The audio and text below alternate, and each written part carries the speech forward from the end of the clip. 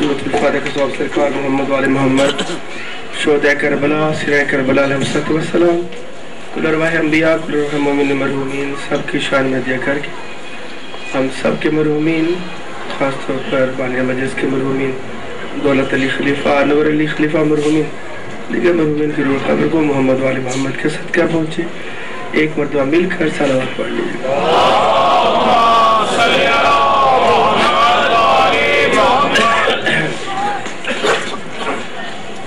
اعوذ باللہ من الشیطان الرجیم، بسم اللہ الرحمن الرحیم، الحمدللہ الذی ہدانا لہذا وما كنا لنهتدي لولا ان هدانا الله لقد جاءت رسل ربنا بالحق ثم الصلاة والسلام على العبد المؤيد والرسول المسدد والنبي المهذب والصفي المقرب والحبيب المنتجب والأمين المنتخب المعلن الحق بالحق مولانا أبي القاسم محمد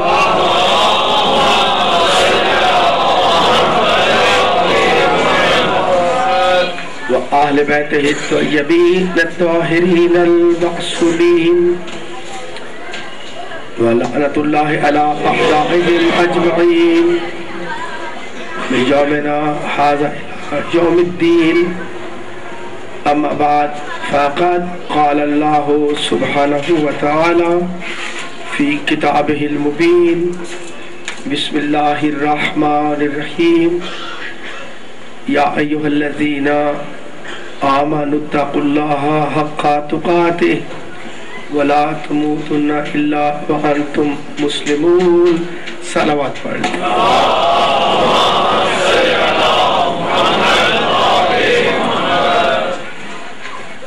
حاضر مجلس، رب العالمین بوسیلہ محمد وآل محمد ہم سب کا یہاں پر آنا قبول و منظور فرمائے۔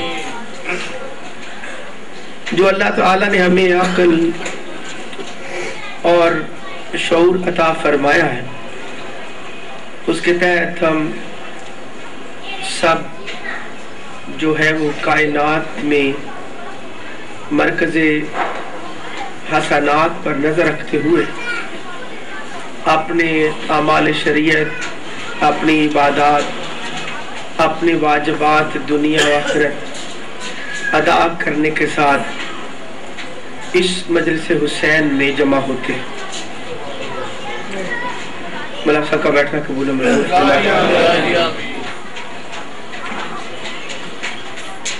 زندگی روا دوا ہے، چیزیں جو ہیں وہ اپنے اپنے مقام پر اپنی ذمہ داریاں ادا کر کے تو نظام کا حصہ بن جاتی۔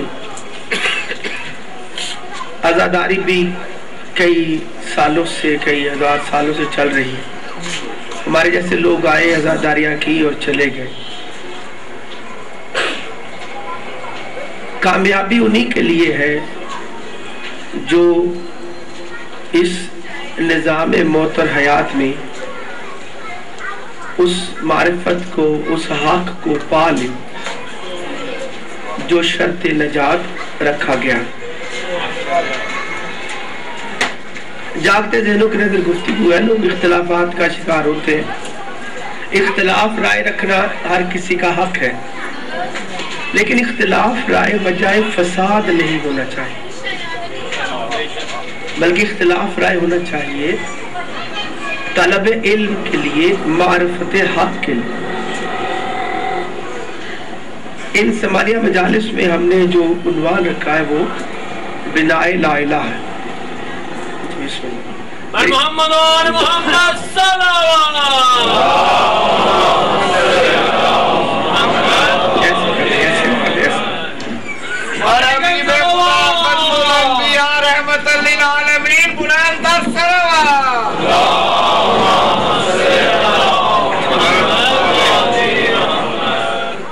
میری آواز سب کو سمجھ میں آ رہی ہے؟ بسم اللہ، بسم اللہ۔ بر محمد و آل محمد صلوات.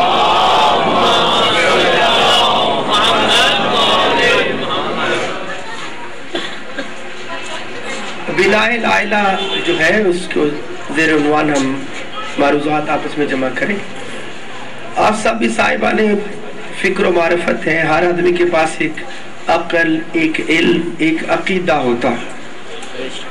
جاگتے ذہنوں کے گفتگو. لیکن دین ہے تدبر کا نام، دین ہے عقل کا نام. دین ڈنکی لیبر کا نام نہیں ہے. دین عقل کے ساتھ کمال معرفت کا نام. جاگتے ذہنوں کے گفتگو ہے. جتنا ہمارا علمی ماحول بلند ہوگا انشاءاللہ ہم اپنی جو ہے وہ قربت معرفت اس کو زیادہ عیاں کر لیں گے، قریب آتے بس ہو. لیکن لوگوں نے چیزوں کو سطحی طور پہ دیکھا. اگلی زندگی کا دار و مدار اس زندگی کے عمل پر ہے. ناراض نہ ہو جائیے گا، یہ غلط نتیجہ ہے. کیونکہ اگر اس زندگی کے عمل پر اگلی زندگی کا دار و مدار ہو تو پھر اللہ تعالیٰ کو 6 لاکھ سال شیطان کو بھی جنت میں رکھنا پڑ جائے.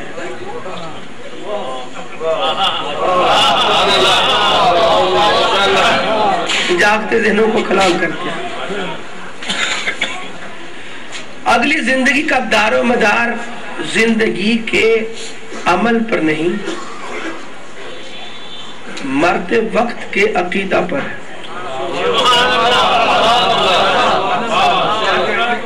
یعنی نظام حیات میں عمل کرنے والا معرفت رکھ کر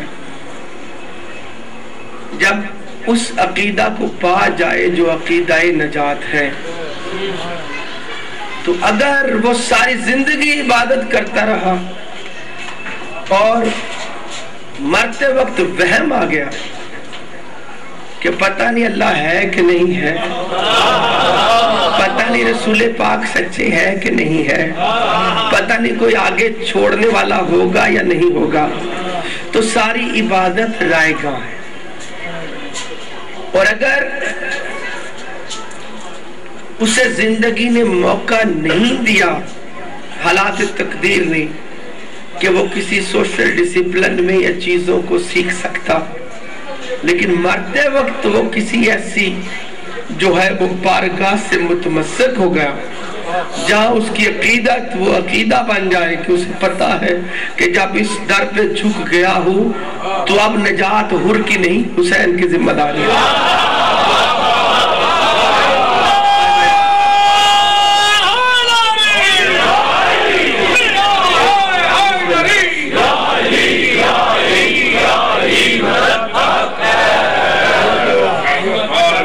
آقا بیٹھنا قبول منظور فرمائے. اس لیے جو عقیدہ ہے وہ باعث نجات ہے، اور عقیدہ کی ابتدا وہ اقرار سے ہو، کلمہ سے. جاگتے ذہنوں کے گفتگو ہے. اس لیے سرکار رسالت کا اعلان قرآن و حدیث میں جو ہے وہ چمکتا نظر آتا ہے. قولوا لا الہ الا اللہ تفلحوا.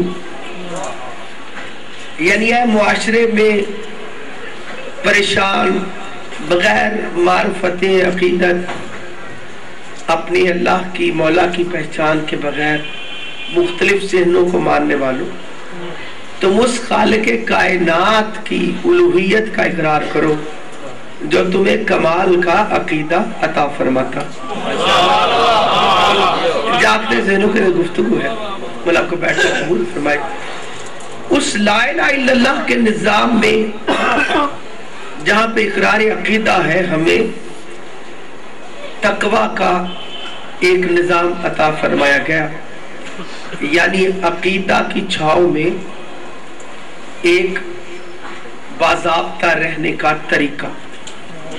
آپ کی توجہ پہ شکر گزار.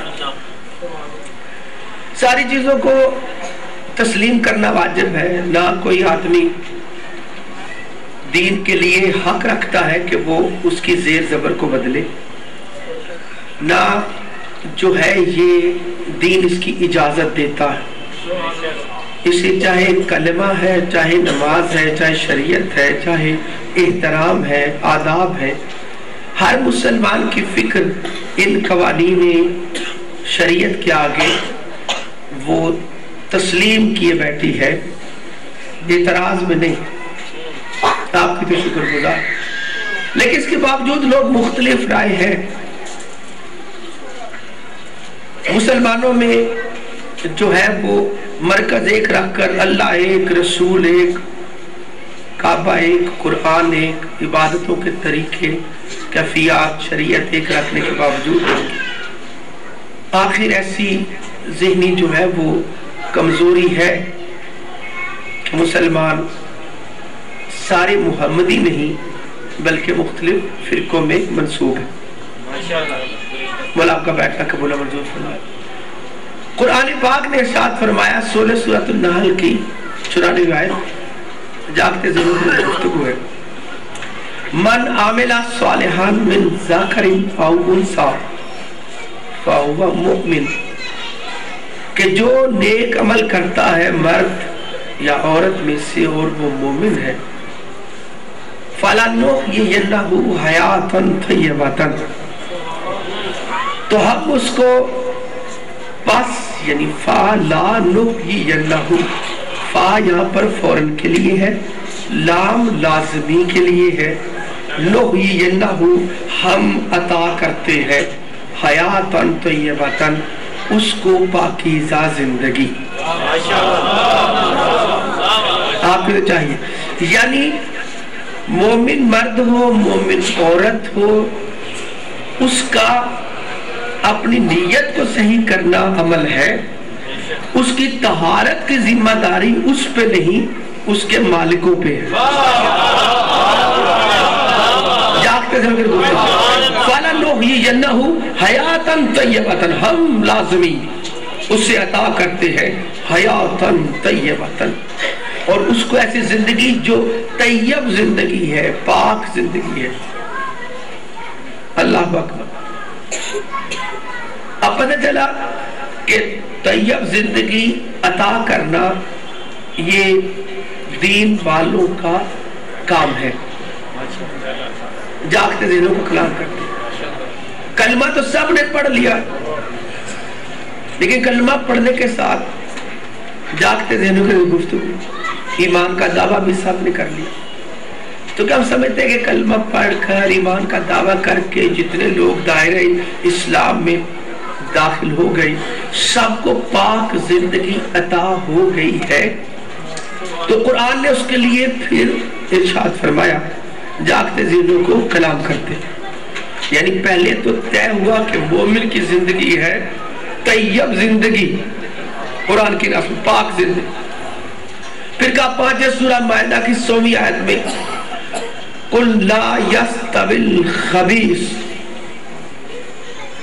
اللہ اکبر، لا يَسْتَوِي الْخَبِيثُ وَالطَّيِّبُ، میرے بیوی نے بتا دے کہ جو خبیث ہے اور جو طیب ہے یہ کبھی بھی برابر نہیں ہوتے۔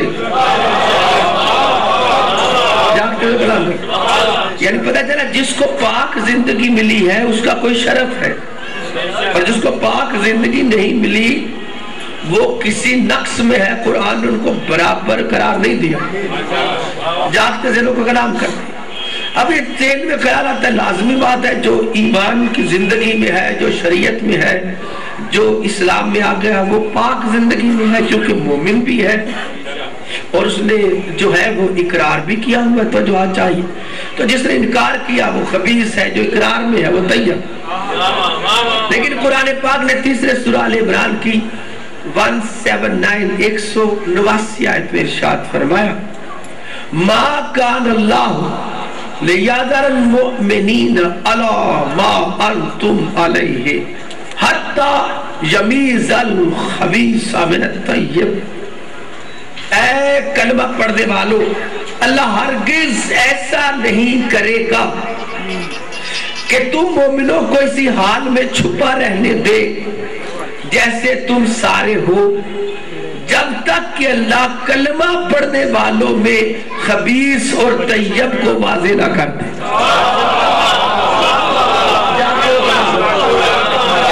آپ کی تو اچھا ہے، لیکن اس گلی میں بیٹھ کر گفتگو کرتے ہوئے، معرف قرآن پہ نظر کرتے ہوئے، مقصد آخر قرآن کی ان آیتوں کا کوئی مقصد ہے؟ جاگتے دنوں کے گفتگو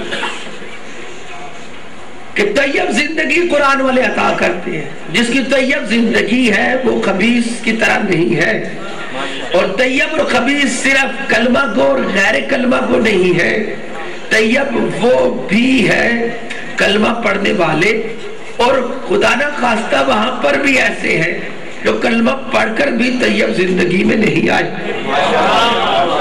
جاگتے دلوں کو کلام کرتے ہیں۔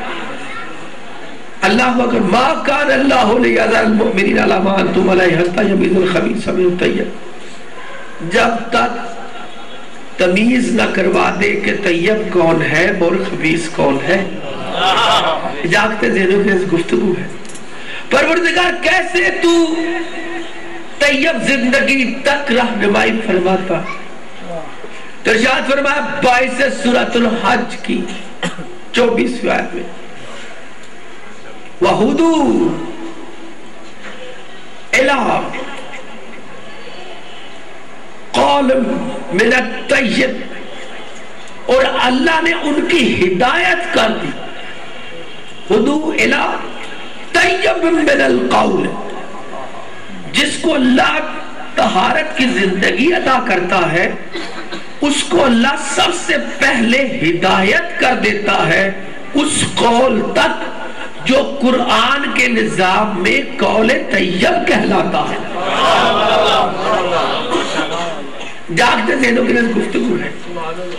دیکھیں برادران، جب بنا لا الہ پر بات کر رہے ہیں تو لازم بات ہے کہ لا الہ کی بنیاد میں نے تو نہیں رکھی، آپ نے بھی نہیں رکھی، کسی مخلوق نے بھی نہیں رکھی، یہ تو اس خالق نے رکھی ہے جس نے نظام توحید کو جاری کیا۔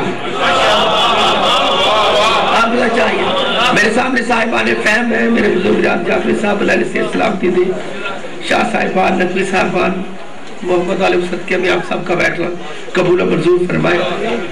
جاگتے ذہنوں کی گفتگو، پتہ چلا کہ دین کی ابتدا ہے کلمہ طیبہ کے ساتھ۔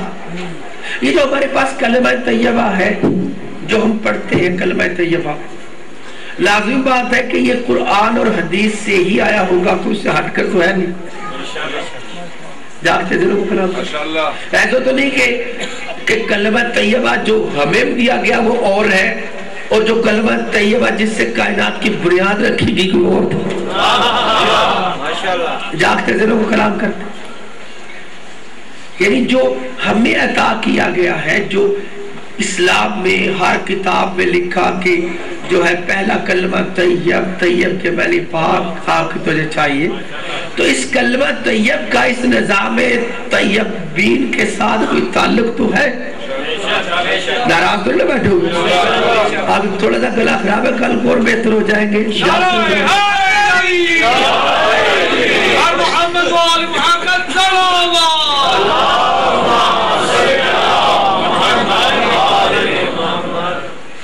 اللہ نے بنیاد رکھی دین کی، تو جہاں چاہیے بیان کیا گیا، پہلے لا الہ الا اللہ سے دین کو شروع کیا گیا، پھر بعد میں محمد رسول اللہ کا کلمہ پڑھا گیا، حتیٰ کہ ایسے بھی پیش کیا گیا ہے کہ انبیاء کرام نے لا الہ الا اللہ کو عنوان توحید رکھا اور اپنی ذاتوں کو تعارف توحید رکھا۔ آدم علیہ السلام آئے تو انہوں نے امت کو پڑھایا لا الہ الا اللہ، آدم صفی اللہ۔ حضرت نوح علیہ السلام آئے تو لا الہ الا اللہ، حضرت نوح نجی اللہ۔ حضرت ابراہیم علیہ السلام آئے تو لا الہ الا اللہ، حضرت ابراہیم خلیل اللہ۔ اور جب حضرت اسماعیل آئے تو لا الہ الا اللہ، حضرت اسماعیل ذبیح اللہ۔ حضرت موسیٰ علیہ السلام آئے تو لا الہ الا اللہ، حضرت موسیٰ کلیم اللہ۔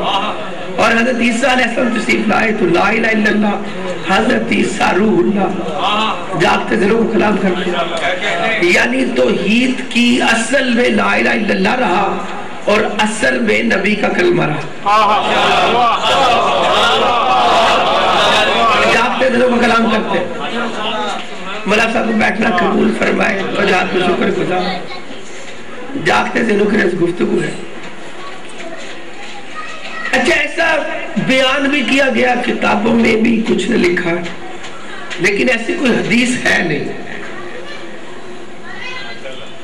اب جاگتے دلوں کو میں تو طالب علم ہوں، میں تو مقدمہ جو ہے وہ حمایت توحید ہی کروں گا۔ اچھا مجھے نہیں پتا کس آدمی نے یہ بات بیان کی، کس نے اس کو کلمہ بنایا اور کس نے اس کو ایسے پیش کیا، جاگتے دلوں کو کلام کرتا۔ نہ ایسی کوئی حدیث ہے، نہ ایسی کوئی آیت ہے، نہ ایسا کوئی کلمہ ہے، جاگتے دلوں میں گفتگو ہے۔ یہ انبیاء کی دعاؤں میں، زیارات معصومین میں صفات و القابات معصومین تو موجود ہے۔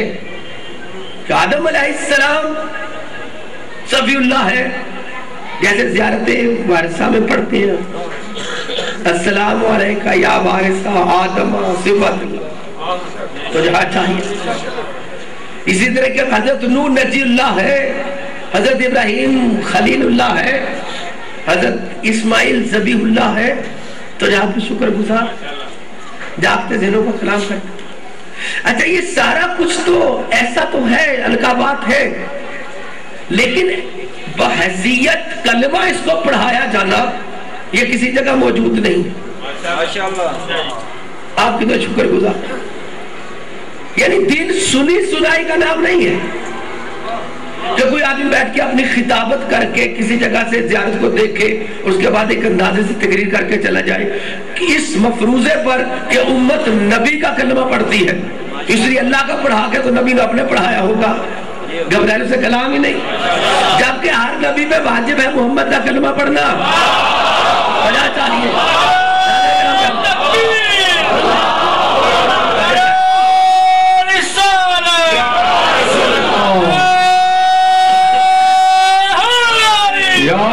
دونوں ہاتھوں کو بلند کر کے کہے لبیک یا رسول اللہ، لبیک یا رسول اللہ، لبیک یا محمد، لبیک یا محمد، لبیک یا محمد، نعرہ رسالت، نعرہ حیدری، بر محمد و آل محمد صلوات۔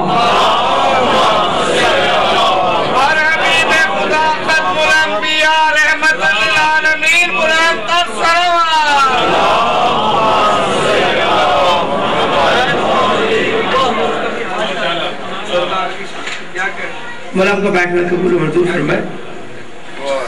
دیکھیں جو ہے وہ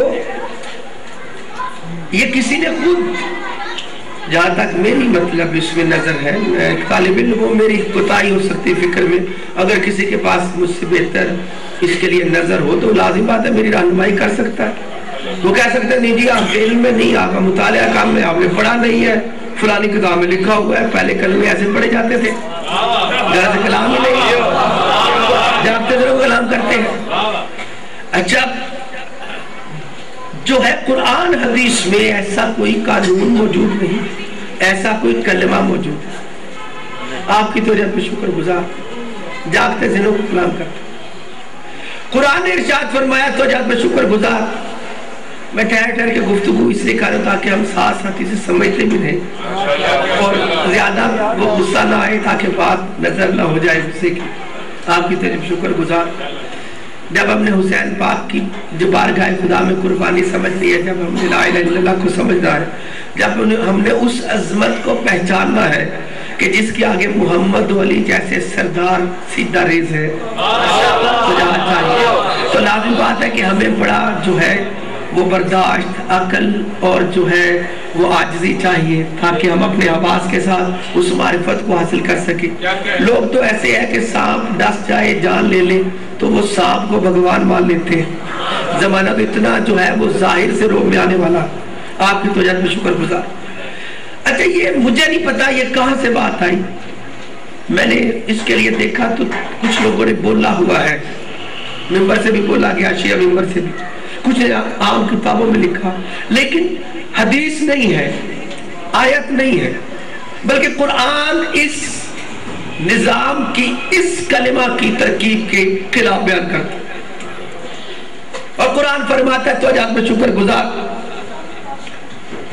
10ویں سورہ یونس کی 64 آیت میں لا تبدیل لکلمات اللہ، تو آج میں شکر گزار، یاد رکھنا قرآن پڑھنے والوں، قرآن کا اللہ کے لیے جو کلمات ہیں وہ کبھی نہیں بدلتے، تو آج میں شکر گزار، لا تبدیل لکلمات اللہ، نہیں بدلتے جو اللہ کے لیے کلمات، آپ کی تو شکر گزار۔ اس سے ہم یہ کہہ دیں کہ اللہ کی باتیں نہیں بدلتی، اللہ کے کلمات نہیں بدلتے، باقی چیزیں تو نہیں بدلتی، جس کو اساس دین رکھا گیا ہوگا وہ کلمات اللہ میں نہیں آئے گا۔ اللہ اکبر، یعنی جس کی بنیاد پر دین کی ابتدا ہوتی ہے، جو بنیاد ہے پورے نظام کی، جو کہ اصل ہے لا الہ الا اللہ، تو کیا اللہ کے باقی کلمات نہیں بدلتے؟ وہ بدلتا رہے گا، جاگتے دن وہ کلام کرتے ہیں۔ جب قرآن نے قانون پیش کر دیا لا تبدیل لکلمات اللہ، اور ایک طرح نہیں بلکہ قرآن نے اس قانون کو متواتر پیش کیا سمجھاتے ہوئے، اور کہا جاگتے دن وہ کلام کرتے ہیں۔ 35 سورہ فاطر کی 43 آیت میں قرآن نے پہلی حاشیہ لگایا اور کہا فَلَن تَجِدَ لِسُنَّتِ اللَّهِ تَبْدِيلًا وَلَن تَجِدَ لِسُنَّتِ اللَّهِ تَحْوِيلًا، نہ اللہ کا قانون بدلتا ہے، نہ اللہ کے قانون میں کوئی ہیر پھیر ہے، توجہ چاہیے۔ اور پھر فرمایا تیسرے سورہ آل عمران کی 19ویں آیت میں ان الدین عند اللہ الاسلام، جب سے توحید کا آغاز ہوا آدم سے لے کر قیامت تک اللہ نے ایک ہی دین عطا کیا ہے، اس کا نام ہے اسلام۔ نہ دین اسلام بدلا، نہ اللہ کا قانون بدلا۔ اور یہ کہنے کے بعد پروردگار نے 50 سے سورہ کاف کی 29 آیت میں ارشاد فرمایا ما یبدل القول لدی وما انا بظلام للعبید، خبردار میری بات بھی نہیں بدلتی، اگر میری باتوں میں رد و بدل ہو، تبدیلیاں ہو، میری مخلوق پر ظلم ہو جائے، اللہ کو اپنی جو ہے ہستی کی ذمہ داری کا احساس ہے، نہ اللہ کا دین بدلا، نہ اللہ کا قانون بدلا، نہ اللہ کی بات بدلتی ہے، نہ اللہ کے کلمے بدلتے ہیں۔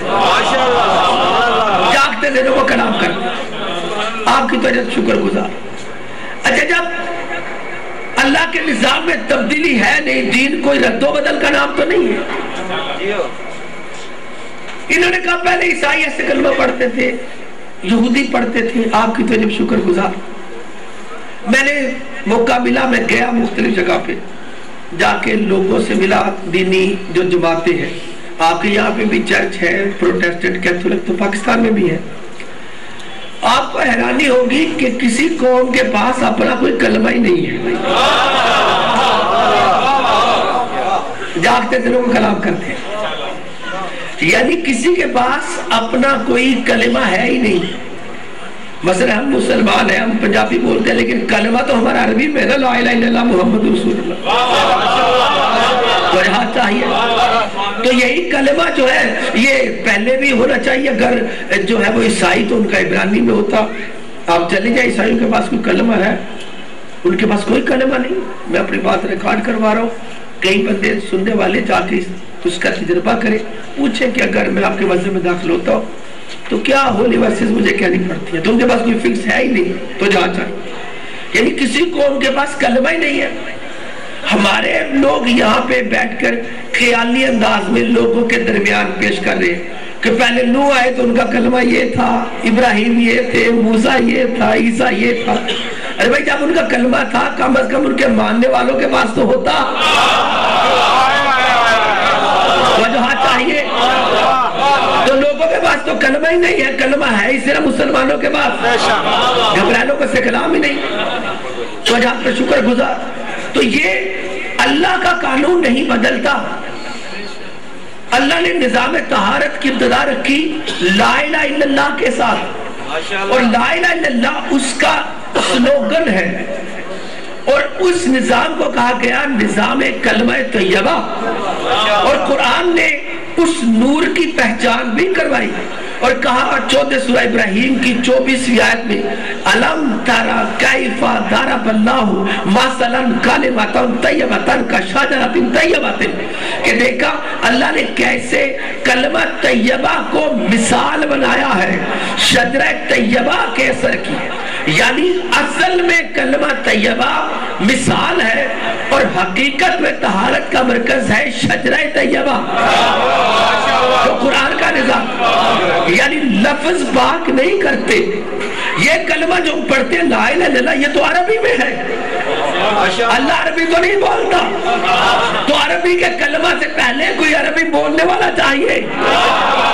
وہ جہاں چاہیے، یعنی وہ چاہیے جو اللہ کی بارگاہ میں اس عربی کے کلمے سے پہلے پاک ہوا ہو، جس کے زبان سے یہ کلمہ جاری ہوا۔ اللہ نے عربی میں کلمہ اللہ نے نہیں بنایا، اللہ زبانوں میں تو نہیں کلمے بناتا، اگر ہم کہیں کہ اللہ کا قانون نہیں بدلتا، کلمہ نہیں بدلتا، تو پھر حضرت عیسیٰ کی زبان تو عبرانی ہے، تو حضرت عیسیٰ عبرانی میں کلمہ پڑھتے تھے، ابراہیم کی زبان سریانی، وہ سریانی میں پڑھتے تھے، نور آدم ارامی ان کی زبان ہو تو اللہ ہر زبان میں نئے نئے زبانوں کے ساتھ کلمے بناتا رہا، جاگتے سے وہ کلام کرتے ہیں، یعنی اللہ کے نظام میں، اللہ کا نظام تو اللہ زبان سے بلند ہے، تو یہ کلمہ عربی میں آیا کیوں؟ اس لیے نہیں آیا کہ اللہ عربی بولتا ہے، اس لیے کہ اللہ نے جن کی خدمت میں ہمیں دیا ہے ہمارے مولا عربی بولتے ہیں، انہوں نے عربی میں کلمہ کو ترجمہ کر دیا۔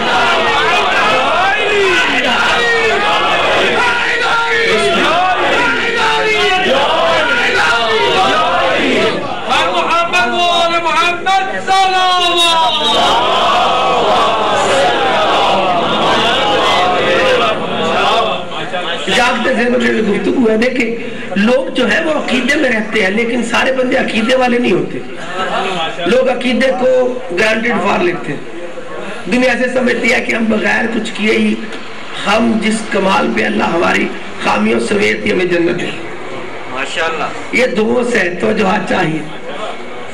رابرٹو فیریگنو ایک ہے اس میں آتھر، اس نے ایک جملہ کہا، اس نے کہا faith is not the problem is the faithful۔ عقیدہ پرابلم نہیں ہوتی، مسئلہ نہیں ہے، مسئلہ یہ ہے جب عقیدے والا آ جاتا ہے معذرن، کیونکہ لوگوں نے عقیدے کو ایسے رکھا ہوتا ہے جھانسا دے کے، سارے چاہ رہے ہوتے ہیں کہ ہم جتنا کچھ ہے، کیونکہ دنیا ظاہر میں چل رہی ہے، اسی عقیدے پہ غور کرنے کا وقت ہی نہیں ہوتا، ہر آدمی اپنی غلطی کو خود ہی خدا بن کے معاف کیے بیٹھا ہوتا ہے، ہر آدمی اسی امید پر ہے کہ جو میں ہوں بس اللہ کا کرم ہے، میری خطا معاف ہی معاف ہے۔ مسئلہ وہ عقیدے والا ہوتا ہے جو عقیدے کی ایسی بات لے کے آ جاتا ہے جو باقی کو ریئلائز کروا دیتی ہے اس چیز کی کہ میری غلطی کہیں بڑی تو نہیں، یہ تو مجھے باہر روک کے کھڑا ہو گیا ہے، مغفرت خدا سے تو جو چاہیے، اسی عقیدہ نہیں مسئلہ ہوتا، مسئلہ ہوتا ہے عقیدے والا تو جو چاہیے، جاگتے سے لوگ کلام کرتے ہیں۔ اگر میرے جاگتے ہوئے سامعین کی اس فکر میں بات مس کر سکا، کوتاہی بیان کو درگزر کیجئے گا، آپ کا جاگتا ہو ساتھ چاہیے۔ ہمارا مقصد کسی کی دل آزاری نہیں، ہمارا مقصد کسی کے ساتھ جو ہے وہ دوست نہیں ہے، ہم تو صرف قرآن اور حدیث کے معارف میں حسین علیہ السلام کی عقیدت میں بیٹھ کر ان راہوں کو دیکھنا چاہتے ہیں جو اس غلطی سے بچا دے، جو کسی صراط مستقیم والے کے قدم کو لڑکھڑا کے جہنم میں نہ پھکوا دے، تو جہاں چاہیے جاگتے دل کو کلام کر، ہر کسی کا اپنے ساتھ عمل آپ کی تو شکر گزار، لیکن دین کی ابتدا ہے کلمہ کے ساتھ، اور کلمہ اللہ نے بنیاد رکھی، اور کلمہ نور کے ساتھ بنا، اور نور والا ایک بندہ نہیں، نور والا شجرہ ہے، اور اس شجرے کے تاثر میں خدا نے طہارت کائنات کو جلوہ گر کیا۔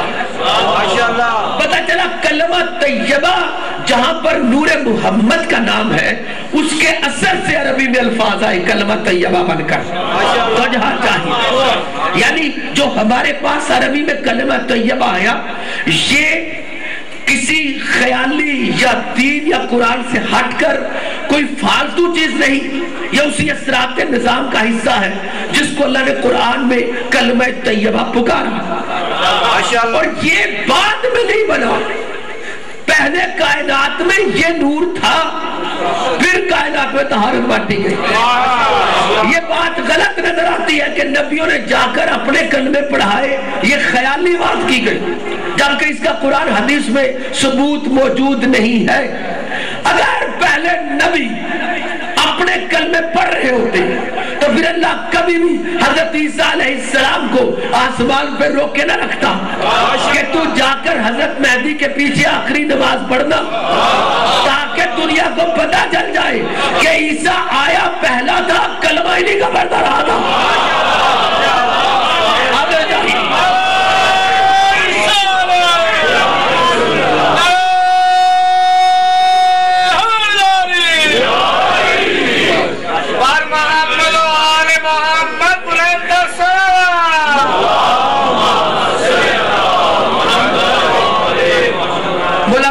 قبول و منظور فرمائے۔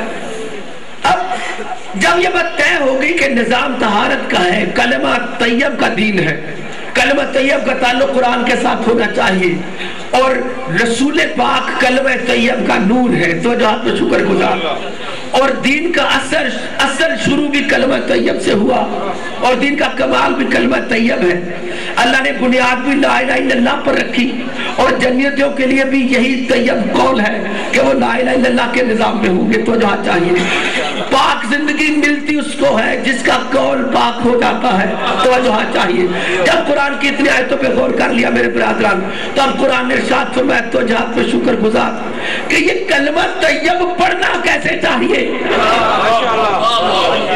گھبرا سے کلام ہی نہیں، تو جہاں چاہیے، یعنی میں خود ایجاد کروں گا میں کلمہ کیسے پڑھوں، آپ کریں گے، مولویوں کی شورا بیٹھ کے کریں گی، یا اپنے اپنے گروہ میں لوگ بیٹھ کے کریں گے، یا قرآن بتائے گا کہ کلمہ طیب کا نور کیسے پیش کرنا چاہیے، گھبرا سے کلام ہی نہیں، کیسے پڑھنا چاہیے کلمہ طیبہ، قرآن کی آیتوں کے تحت، اپنی روایتوں کے تحت، اپنے ذہن سے یا لوگوں کے ذہن سے، تو جہاں چاہیے پتہ چلا پڑھنا چاہیے قرآن کی آیتوں کے تحت، جاگتے ذہن کو کلام کرتے ہیں۔ 35 سورہ فاطر 10ویں آیت میں قرآن نے کلمہ پڑھنے کے لیے قانون پیش کیا اور فرمایا وَإِلَيْهِ يَصْعَدُ الْكَلِمُ الطَّيِّبُ، اللہ کی بارگاہ میں قبول ہوتے ہیں تو وہ کلمے جو طیب ہوتے ہیں، ہمیں سے کلام ہے، جاگتے سے کلام کرتے ہیں، یعنی یہ نہیں کہا کہ ایک کلمہ الہی یاسدن کلمہ تو طیب نہیں کہا کہ ایک کلمہ طیب قبول ہوگا، یعنی کہا کلمہ تین طیب نہیں کہا کہ دو کلمے قبول ہوتے ہیں۔ یہاں پہ قرآن نے آیت میں لکھا کہ یہاں کالم جمع ہے، جیسے نعمت واحد نعم جمع، تین یا تین سے زیادہ، اگر نعمت واحد ہے تو نعمتین جمع، اور نعم اس کی جمع ہے، یہ تسنیہ ہے۔ قرآن کے نظام میں تسنیہ کا صیغہ اللہ نے علیحدہ کر دیا ہوا تاکہ عربی پڑھنے والے کو کم از کم تین سمجھ میں آ سکے، گھبرا سے کلام ہی، تو قرآن نے کہا وَإِلَيْهِ يَصْعَدُ الْكَلِمُ الطَّيِّبُ، اللہ کی بارگاہ میں صعود کرتے ہیں، قبول ہوتے ہیں، منظور ہوتے ہیں، کیا وہ کلمے جو طیب ہوتے ہیں۔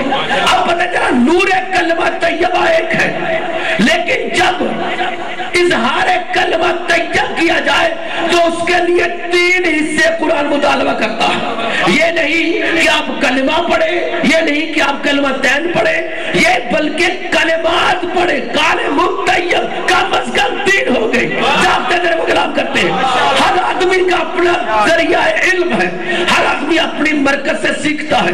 مسلمان صحابہ کرام رضی اللہ تعالیٰ عنہ سے دین کو لیا، تشریحات کی، مجھے نہیں پتا باقیوں کے پاس کیا ہے، لیکن ہمارا مکتب ہے آل محمد کا، ہم نے قرآن کی آیت کو کبھی اکیلا مانا ہی نہیں، ہم قرآن کی آیتیں پڑھتے وہ ہیں جن کی تفسیر یا رسول نے کی ہو یا آل رسول نے کی ہو، قبلہ سے کلام ہی نہیں، توجہ چاہیے، جاگتے جو کلام کرتے ہیں، ہم اس چیز کو مانتے ہی نہیں ہے جو کسی کے دماغ کا خیال ہو، کیونکہ وارث قرآن میں نہیں، آپ نہیں، وارث قرآن آل محمد۔ اس لیے اب اس آیت کے ذیل میں کون بتائے گا کہ کلمہ طیب کیا ہوتا ہے، کلمہ طیب کیسے پڑھا جائے، تو جہاں چاہیے تو اپنے پاس سے نہیں پڑھ رہا، میرے معصوم امام باقر علیہ السلام سے پوچھا کر۔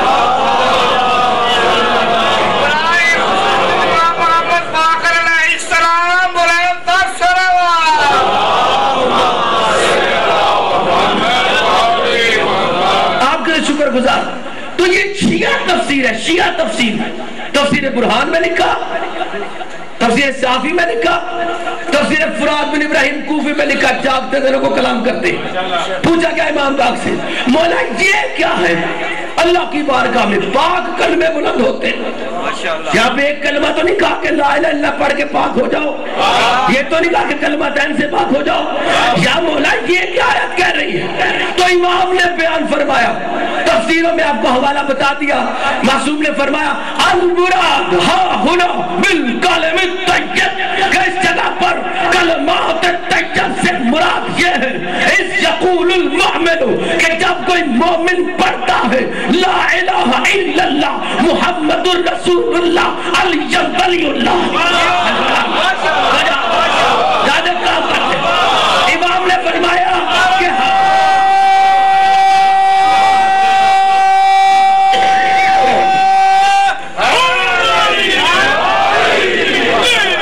امام علیہ السلام فرمایا کہ اس آیت کی تفسیر یہ ہے کہ جب کوئی مومن پڑھتا ہے لا الہ الا اللہ محمد رسول اللہ علی ولی اللہ، تب اس کا کلمہ پاک ہوتا ہے۔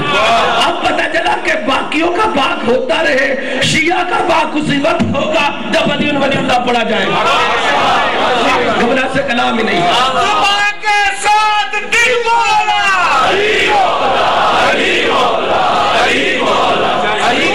آپ کی تو شکر گزار اگر آپ کی فکر ساتھ، لیکن یہ قرآن نے بتایا ہے، میں نے نہیں، امام نے تفسیر کی۔ اگر یہ بات نہیں ہو تو جو جھوٹ بولنے والا ہے اللہ تعالیٰ اس پر اپنا عذاب نازل کرے، لیکن اگر یہ ہے معصوم نے بتایا، قرآن کی آیت ہے، معصوم کی تفسیر ہے، تو پھر میں آپ کو کیسے کہوں گا کہ علی ولی اللہ آپ کی مرضی ہے مستحب پڑھیں یا واجب پڑھیں؟ گھبرا سے کلام ہی نہیں، میں کیسے کہوں گا کہ آپ اس کو چھوڑیں گے یا آپ کی مرضی ہے، آپ مستحب کر کے کہیں یا واجب، تو جو آتا ہے پتہ چل جب قرآن کی آیت آ گئی، معصوم کی تفسیر آ گئی، تو پھر جو اس کا انکار کر رہا ہے وہ تو یا تو اس کے لیے مولا کا انکار لے کے آؤ۔ پتہ چلا ہماری ماں نے جو گودی میں علی ولی اللہ پڑھایا تھا وہ اس نے مبالغہ نہیں کیا تھا، تفسیر قرآن دیکھ کے پڑھایا تھا۔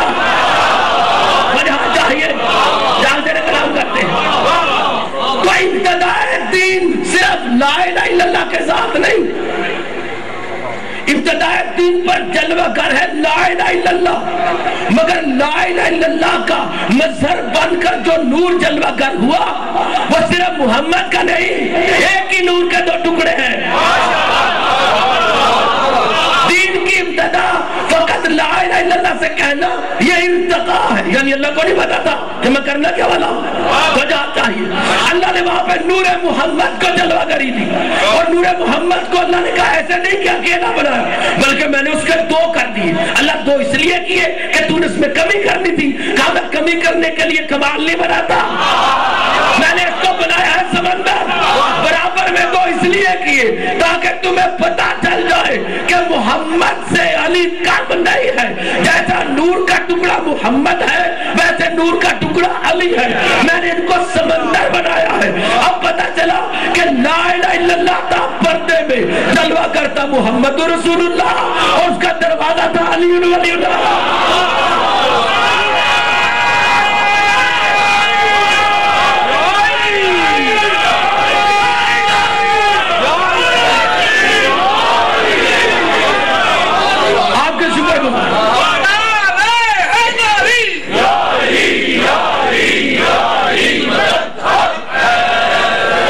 یعنی قرآن اور حدیث میں کم از کم شیعہ تفسیروں کے حساب سے، معصوم کی خبروں سے، قرآن کی آیتوں کے حوالے سے ہمیں یہ اعتماد ہے کہ ہمارا کلمہ طیب ولایت علی کے ساتھ طیب ہوتا ہے. اور اسی وجہ سے تو جہاں پہ شکر گزار لوگوں نے کہا کہ کلمے بدلتے رہے، لیکن ہم نے دیکھا لوگوں کا بس کلمے ہی نہیں، کلمے ہے ہی نہیں. آپ جائیں جا کے ہندوؤں کا کون سا کلمہ ہے، سکھوں کا کون سا کلمہ ہے، عیسائیوں کا کون سا کلمہ ہے، یہودیوں کا کون سا کلمہ ہے، تو جہاں چاہیے زرتشت والوں کا کون سا کلمہ ہے، کسی کا بس کلمہ ہے ہی نہیں. پروردگار یہ کیا کیا؟ آپ کا نظام تو کلمے کا تھا. جب آدم نے پڑھایا لا الہ تو پڑھتے رہتے، ابراہیم نے پڑھایا تھا لا الہ تو پڑھتے رہتے، ارے نوح پڑھا کے تھے کچھ تو پڑھتے رہتے، عیسیٰ والے کچھ پڑھتے رہتے، موسیٰ والے کچھ پڑھتے رہتے. عربی ابھی بھی عبرانی بولتے یہودی، آپ جا کے بتا کر ان کا کلمہ کوئی نہیں، تو جو چاہیے جاگتے ہیں کلام کرتے ہیں. یہ لوگوں کے کلمے کہاں گئے؟ تو میرا ساتواں امام دعا فرماتا ہے اللہم لا تسلبنی ما انعمت بہ علی من ولایتک من ولایت امیر المومنین. اللہ مجھ سے تو وہ مت واپس چھین لینا جو تم نے اپنی توحید آپ نے بنا کر مجھ موسیٰ کاظم پر نازل فرمایا ہے نظام، اور جس کو دروازہ بنایا ہے ولایت امیر المومنین علیہ السلام. اب پتہ چلا کہ لوگوں نے اللہ کو تو مانا تھا مگر ہر دور میں ٹکراتے رہے ولایت علی کے ساتھ، لیکن جنہوں نے ولایت علی کا انکار کیا اللہ نے ان قوموں سے رسول کا کلمہ بھی لے لیا، اپنا بھی واپس چھین لیا.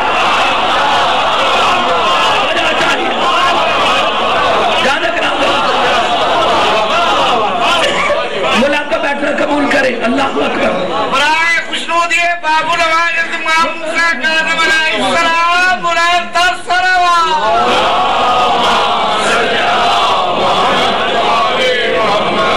محمد علیہ وسلم سرکار ہمارا بیٹھنا قبول و منظور فرمائے، سب کا آنا قبول فرمائے. اللہ اکبر.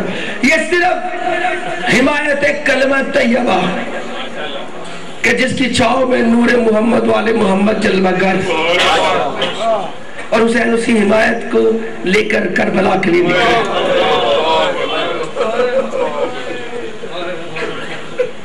یہ نہ سمجھیے گا کہ سرکار علی کو پتہ نہیں تھا کہ آپ کی اولاد کے ساتھ امت کرے گی کیا. اللہ اکبر. مولا میرے شیعہ سنی برادران، میرے جو بھی بھائی بہن آئے سب کی دعائیں قبول کرے. اللہ اکبر. سب کی دعائیں قبول کرے. ہمیں توفیق دے کہ ہم تیرے معصوم پہ معرفت حاصل کریں. لکھا روایتوں میں کہ بیٹیوں کو بڑے ناز کے ساتھ پالا. اس معاشرہ میں جہاں پہ بیٹی کو جائیداد بھی نہیں دیتے تھے، حق بھی نہیں دیتے تھے، وہاں پہ ہاشمی گھرانہ ایسا تھا جو دعائیں مانگ مانگ کر بیٹیاں لیتے تھے. بڑا منفرد رویہ ہے بیٹیوں کے لیے.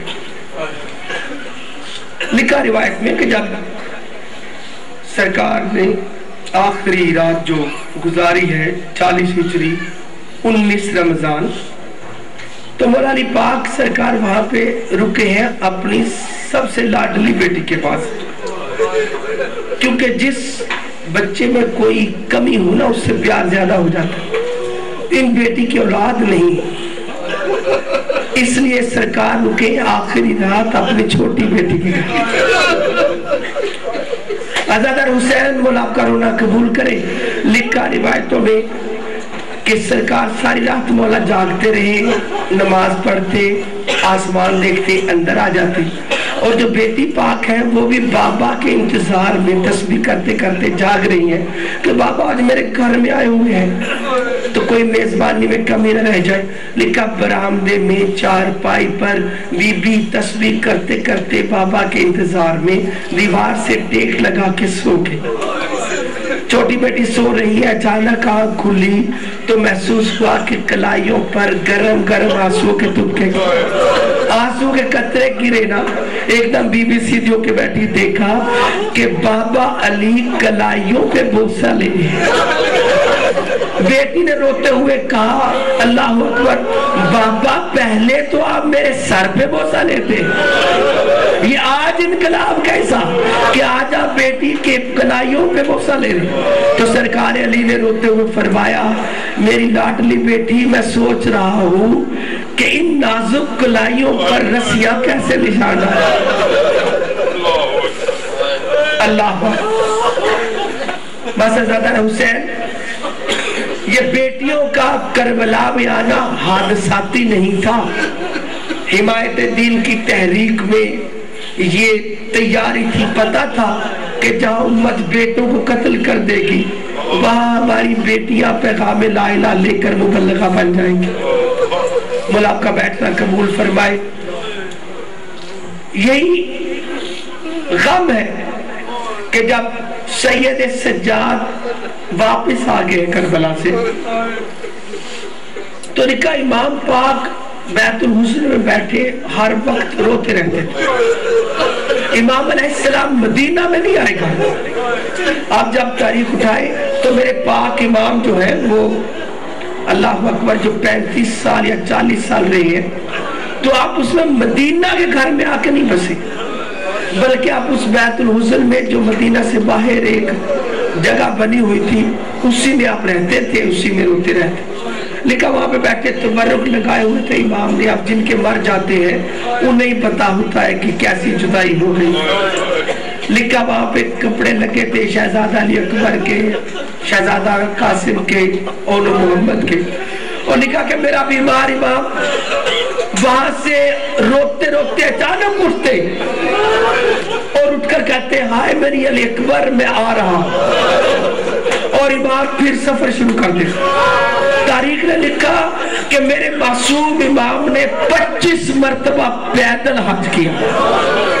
میرے برادران آخر سید سجاد نے 25 حج پیدل کیوں کیے؟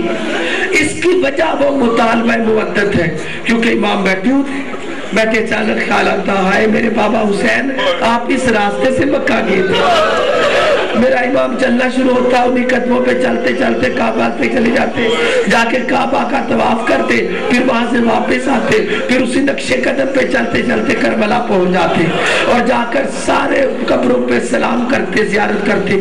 تو 25 مرتبہ حج نہیں کیا میرے امام نے، 25 مرتبہ پیدل زیارت کربلا بھی کی۔ عزادر حسین میرے شیعہ سنی برادران، یہ غربت، یہ تنہائی، یہ ویرانی ہمیں تو نظر نہیں آ رہی لیکن مدینہ والوں کو نظر آتی۔ لکھا امام علیہ السلام کو بی بی پاک نے پیغام بھیجا، پھوپھی نے کہا بیٹا سجاد آ کے مدینہ میں رہو، ہمارا گھر حویلی ویران ہو گئی ہے، لوگوں نے دنیا نے اس کو برباد کرنا چاہا، اب اگر کچھ رہ گیا آپ رہو گے تو بچت ہوگی، آپ باہر بیٹھے ہو تو راسا گھر بھی بربادی میں رہے گا، ہر وقت تالے لگے ہوئے ہیں، گھر بسا ہی نہیں ہوا۔ بولا آپ کا بیٹھنا قبول کرے۔ عزاداروں لکھا سرکار امام باقر علیہ السلام اپنی پھوپھی سیدہ کا پیغام لے کر سید سجاد کے پاس گئے۔ جب گئے جا کر کہا بابا پھوپھو پاک نے فرمایا ہے کہ دنیا نے تو گھر اجاڑا ہے لیکن اب آپ مدینے میں آ کے بستے ہی نہیں ہو تو رہاسا گھر تو پھر آپ کی دوری سے بالکل ہی برباد ہو جائے گا، ایسی اداسی ایسی پریشانی۔ لکھا میرے امام رونے لگ گئے اور آپ نے فرمایا باقر مجھے یہ بتاؤ جب میں اس گھر میں آؤں گا تو آ کے رہوں گا تو کیا مجھے بابا حسین کا وہ بیٹھنے کا مقام دیکھ کے یاد نہیں آئے گی؟ جب میں چچا عباس کی مسرت دیکھوں گا تو یاد نہیں آئے گی؟ جب میں اپنے علی اکبر کی وہاں پہ گزر کا دیکھوں گا تو یاد نہیں آئے گی؟ کہا بتاؤ میں اس گھر میں آ کے رہوں جہاں پہ چیزیں رہ گئی ہوں میرے پیارے نہیں رہے۔ بس عزاداروں یہ سننا تھا، امام باقر روتے چلے گئے، جا کر فرمایا کہا اللہ اکبر بابا نے یہ کہا ہے۔ عزادہ حسین مولا آپ کا رونا قبول کرے۔ لکھا جب شہزادہ باقر علیہ السلام نے یہ فرمایا تو گھر والی بیویوں نے اہتمام کیا، انہوں نے امام حسین کا جو گھر تھا اس کے آگے کالا کپڑا لگا دیا، حضرت عباس کی جو مسند تھی اس کے آگے کالا کپڑا لگا دیا، انہوں نے شہزادہ علی اکبر قاسم سب کی یاد والی چیزوں کو کپڑوں में छुपा दिया। अज़ादारों जब छुपा दिया ना तो इमाम बाकर ऐसा जाके कहा बाबा आ जाओ, अब फूफियों ने बहनों ने इंतजाम कर लिया है, अब आपको चीजें नजर नहीं आएगी। लिखा मेरा इमाम बैठे हुए एक मर्तबा खड़ा हो गया, कहा बाकर मुझे सच बता, जब मैं मदीने में आके फूफियों और बहनों को देखूंगा तो उनके सरों पे चादरें देके देखी, मुझे शाम का बाजार याद नहीं आएगा, मुझे बगैर चादर के फिरना याद नहीं आएगा। अज़ादारों जब ये सुनना था इमाम बाकर रोते चले गए, अल्लाह अकबर। जाके कहा अल्लाह अकबर, बाबा ने यूं कहा है कि बाजार याद नहीं आएगा, कैफियत याद नहीं आएगी। बस अज़ादार हुसैन इस बात पर इमाम सज्जाद मदीना में जाके नहीं रहे। आखिर फिर इमाम बाकर ने सब तशरीफ लाए और आकर जिक्र किया कि आपको याद करते हैं, मदीना में आओ, नाना के रोजे के बसाओ। इमाम सज्जाद ने फरमाया कि मेरे लिए अपनी फूफियों को देखना बड़े कम की बात है, मेरे ज़हन में उसका असर है। बस ऐसा सुनना था। लिखा मेरे पांचवें इमाम ने एक मर्तबा सहाबा के दरबार बैठ के कहा बाबा सज्जाद मैंने खुद देखा है कि आप पे शिमर ने इतना जुल्म किया है। बाबा मैं खुद करबला में आपके साथ था, आप बीमार थे, आप प्यासे थे, आपको बीमारी के आलम में तोक डाल दिया गया, आपको जंजीरें डाली गई, बेड़ी डाली गई। बाबा आपको शिमर ने इतने ताजियाने मारे कि आपकी कब्र का गोश्त कीमा हो गया।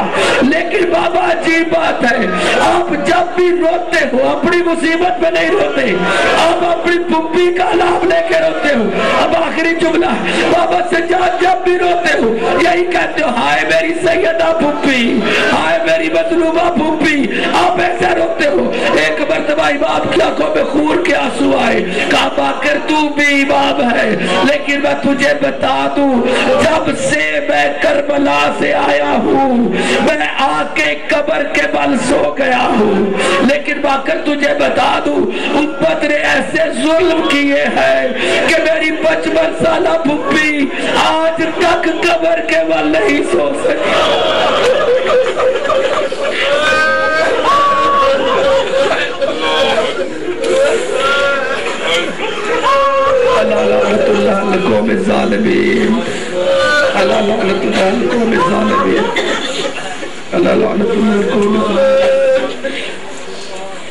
परवरदिगार हमारी कमजोरियों कोताहियों, हमारी नक्स फिक्र नक्स तहारत के बावजूद सिर्फ आले मोहम्मद की इस आज़ादारी, इस प्यार के इजहार की नीयत को कबूल करते हो।